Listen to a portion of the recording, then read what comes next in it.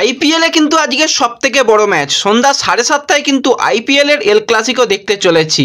চেন্নাই তারা ঘরের মাঠে খেলবে কেকেআরের সঙ্গে। আর এই চেন্নাই কলকাতা খেলা হলে কিন্তু একটা আলাদা লেভেলের খেলা হয়। আমরা দেখে এসেছি বন্ধুদের যে সমস্ত এক একটা গ্রুপ থাকে সেই গ্রুপে কিন্তু আজকে সবথেকে বেশি ঝগড়া অশান্তি থাকেই, যে চেন্নাই জিতবে কেউ বলে কলকাতা জিতবে।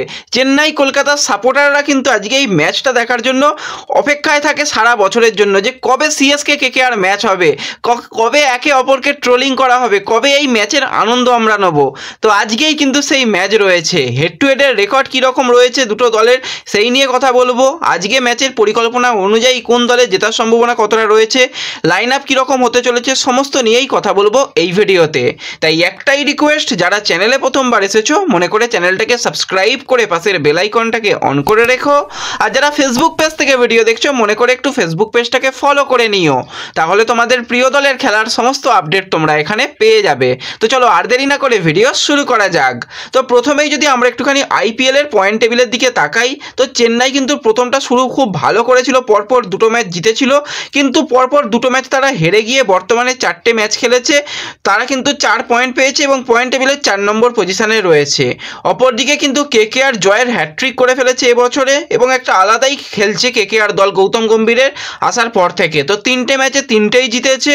কেকেআর আজকে চাইবে আরও একটা ম্যাচ জিতে পয়েন্ট টেবিলের 1 নম্বরে থাকতে, কিন্তু কাজটা কখনোই সোজা হবে না যখন মুখোমুখি হচ্ছে চেন্নাইয়ের সঙ্গে।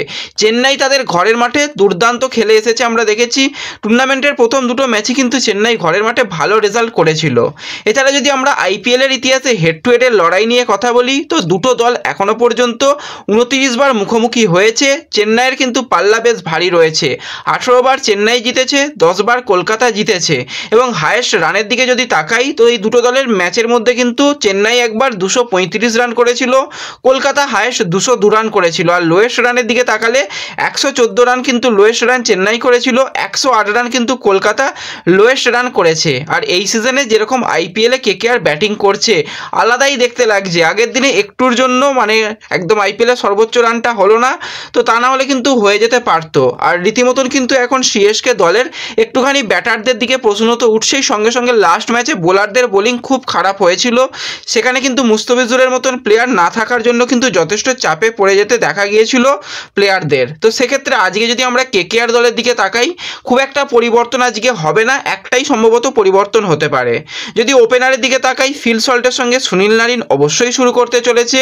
তারপরে কিন্তু আঙ্ক্রিজ রঘুবংশীকেই আমরা দেখতে পাবো দলের ক্যাপ্টেন, 4 নম্বর পজিশনে শ্রেয়াস আইয়ার, 5-এ ভেঙ্কটেশ। এবার ভেঙ্কটেশ হয়তো একটু উপর দিকে আসতেও পারে, তার সম্ভাবনা রয়েছে। 6-এ রাসেল, 7-এ রিঙ্কু অবশ্যই থাকবে, 8-এ রামানদীপ। তো এই রামানদীপের জায়গাটায় কিন্তু পরিবর্তন হওয়ার সম্ভাবনা আজকে প্রচণ্ড রয়েছে। যদি আজকে স্পিন পিচ হয় সেক্ষেত্রে ওই জায়গাতে অনুকূল রয় কিন্তু আসবে। 9 নম্বরে মিচেল স্টার্ক, 10 নম্বরে বরুণ চক্রবর্তী এবং 11-তে ভৈভব আরোরা, কারণ হর্ষিত রানার ইঞ্জুরি, সে আজকে খেলতে খুব একটা হয়তো পারবে না। এবং ইম্প্যাক্ট প্লেয়ার হিসাবে যদি ফাস্ট বোলারের প্রয়োজন হয় আজকে সাকিবকে ব্যবহার করানো হবে, কারণ সাকিব গত বছরে চেন্নাই দলের নেট বোলার ছিল। তো সেক্ষেত্রে সাকিব কিন্তু ভালো অপশান ফাস্ট বোলার হিসাবে হতে পারে।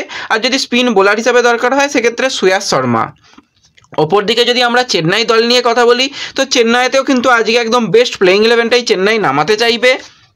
ওপেনারে ঋতুরাজের সঙ্গে আমরা রাচিন রবীন্দ্রাকে দেখব। তো রাচিনের কিন্তু আজকে ভালো খেলতে হবে, কারণ লাস্ট কয়েকটা ম্যাচে শুরুটা ভালো হলেও কিন্তু ব্যাটিংয়ের ডেপটা আর একটু দরকার রয়েছে। 3 নম্বরে রাহানে রয়েছে, 4 নম্বরে আজকে শিবম দুবে। এবার শিবমের উপর আলাদাই নজর থাকবে। কেকেআর দল মূলত স্পিন বোলারদের দিয়ে বেশি ওভার বল করাতে চাইবে, আর স্পিন বোলিং যেভাবে খেলে শিবম দুবে মানে মেরে একদম ছাতু করে দেয়। তো শিবম দুবেকে কে আটকায় সেটা একটুখানি দেখার বিষয় থাকবে। 5 নম্বরে ড্যারিয়েল মিচেল একদমই চলছে না, সেই জায়গাতে কিন্তু আজকে মঈন আলীকেও ব্যবহার করার চিন্তাভাবনা থাকতে পারে। 6-এ সমীর রিজভি, 7-এ কিন্তু রবীন্দ্র জাদেজা, 8-এ ধোনি, 9-এ দীপক চাহার, 10-এ তুষার দেশপান্ডে, 11-এ কিন্তু মুস্তাফিজুর শুরু করবে। আর অ্যাজ এ ইম্প্যাক্ট প্লেয়ার হিসেবে কিন্তু আজকে পাথি রানা শুরু করতে চলেছে। তো দুর্দান্ত আমরা ম্যাচ দেখব, এবং একদিকে রিঙ্কু সিং আর অপরদিকে কিন্তু মহেন্দ্র সিং, দুই ফিনিশারের লড়াই দেখব। কোন ফিনিশার আজকে সবথেকে ভালো ব্যাটিং করে সেই দিকেও নজর থাকবে। তো তোমাদের কি মনে হয় কোন দল আজকে জিততে পারে কমেন্টে জানিও। আর ভিডিও ভালো লাগলে ভিডিওতে লাইক করো, চ্যানেলে প্রথমবার এলে মনে করে চ্যানেলটাকে সাবস্ক্রাইব করেও, ফেসবুক পেজ থেকে ভিডিও দেখলে ফেসবুক পেজটাকে ফলো করে নিও, এবং ভিডিও একটু সকলের সঙ্গে শেয়ার করে দিও। তো দেখা হচ্ছে পরবর্তী ভিডিওতে। ধন্যবাদ।